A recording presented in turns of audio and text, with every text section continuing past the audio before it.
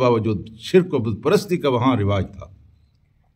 यानी ये वो ज़माना था जिस ज़माने में सरकारी तौर के ऊपर ये तय किया गया था, या इस ज़माने से थोड़ा सा पहले, कि हज़रत ईसा खुदा के बेटे हैं, और वहाँ मूर्तियाँ पूजी जाती थीं, उनके तस्वीरें बनाई जाती थीं, उनके मकबरे वहाँ रखे जाते थे, लोग उनकी पूजा और परस्तिश करते थे। जब ये 7 नौजवान उनके हाथ लगे, उन्होंने कहा या तो जिंदा वली हाथ लग गए हैं, एक और शिर्क को बुत परस्ती का आस्थाना बनाते हैं और यहाँ शौक से सजदे किया करेंगे और मुरादें मांगा करेंगे। अब देखिए कुरान मजीद की आयत में क्या कहा गया है कि जब कज़ालिका असरना अलैहिम लियअलमू, ताकि वो जान ले अन्ना वअदल्लाह हक़, कि अल्लाह का वादा हक़ है, कि अल्लाह तबारक व तआला इस चीज़ पर कादिर है कि वो मुर्दों को जिंदा और जिंदों को मुर्दा कर सकता है। ये अल्लाह ताला इस बात के ऊपर कादिर है। व अन्ना साअत ला रैब फीह, और इसमें कोई शक नहीं है कि क़यामत आने वाली है। ये जिस तरह ये 200 साल के बाद, 300 साल के बाद जी कर उठे हैं, फिर फौत हो गए हैं, ये बहुत बड़ा सबूत है। वैसे तो हमारी नींद भी बहुत बड़ा सबूत है, हम मर जाते हैं और सुबह जी कर खड़े हो जाते हैं, ये भी बड़ा सबूत है। इज़ यतनाज़ऊन बैन अमरहुम, जब वो आपस में तनाज़ा कर रहे थे, अमरहुम अपने इस मामले में, किस मामले में, फ़क़ालू इब्नु अलैहिम बुनियाना, कुछ लोगों ने कहा कि इनके ऊपर हम मकबरा बनाएंगे, एक इमारत बनाएंगे, और कुछ लोगों ने रब्बुहुम आलमु बिहिम, अल्लाह तबारक व तआला उनके इस हाल से ज़्यादा वाकिफ़ था। किस मामले में वो आपस में झगड़ा कर रहे थे, अब इस मामले को अल्लाह तबारक व तआला ने यूं ही छोड़ दिया। कुछ कहते हैं कि उनका झगड़ा आखिरत के मामले में था, कुछ लोग कहते थे कि मरने के बाद लोग ख़त्म हो जाते हैं, कुछ लोगों का ख्याल था कि जी उठते हैं, हिसाब किताब देना पड़ता है, ये तराज़ा था।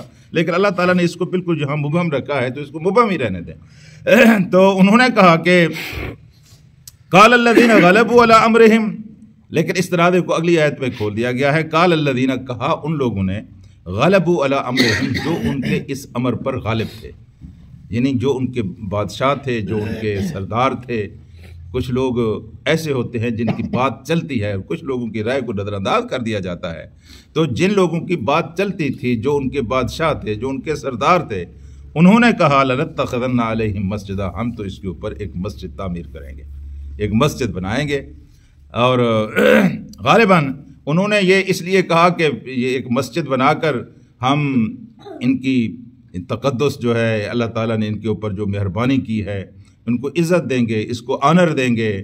कहते ये हैं कि वक्त का बादशाह खुद चल कर इनके मकबरे तक, जहाँ ये सोए हुए थे, वहाँ पहुँचा और उसके वाक़े की अहमियत बढ़ गई।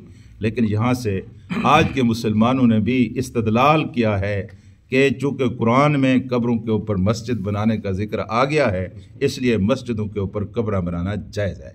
हालांकि अल्लाह के रसूल सल्लल्लाहु अलैहि वसल्लम ने क़तईयत के साथ, बुखारी और मुस्लिम की कई हदीसें हैं, आपने फरमाया कि देखो पूरी दुनिया मेरे लिए मस्जिद बनाई गई है, पूरी ज़मीन मेरे लिए मस्जिद बनाई गई है, तुम हर जगह पे नमाज पढ़ सकते हो, लेकिन तुम्हारे ऊपर कब्रिस्तान में नमाज पढ़ना भी हराम है और हमाम में भी नमाज पढ़ना हराम है। हाँ जी।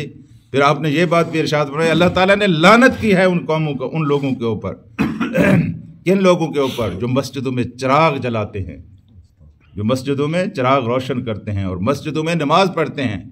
अपने कब्रों के ऊपर चिराग जलाते हैं और कब्रों के ऊपर नमाज पढ़ते हैं। और उन औरतों के ऊपर भी अल्लाह ताला ने लानत की है जो कब्रिस्तान जाती हैं, पर वज़ाहत के साथ आपने फरमाया।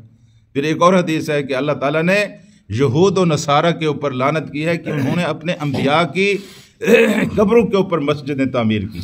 मैं तुम्हें रोकता हूँ, खबरदार, मस्जिदों को सजदा, कब्रों को सजदा गाह ना बनाना, कब्रों को मस्जिद ना बनाना। तो मेरे अजीज़ दोस्तों, यहाँ तो अल्लाह तबारक व तआला ने दरअसल उनके इस मुशरिकाना फ़ेल के ऊपर तनकीद की है।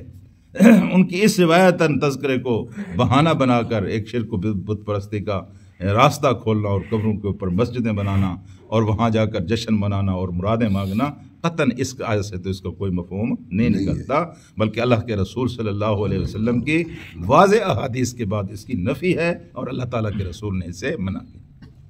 अल्लाहुम्मा सल्लि अला सय्यदना व मौलाना मुहम्मदिन व अला आलि मुहम्मद कमा सल्लैता अला इब्राहीम व अला आलि इब्राहीम इन्नका हमीदुम मजीद।